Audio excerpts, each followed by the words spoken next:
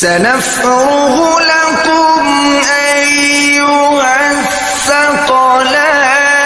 فبأي آلاء ربكما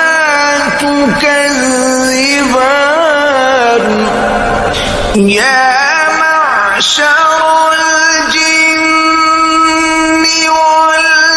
والإنس إن استطعتم أن تنفذوا من أقطار السماوات والأرض فانفذوا لا تنفذون إلا بسلطان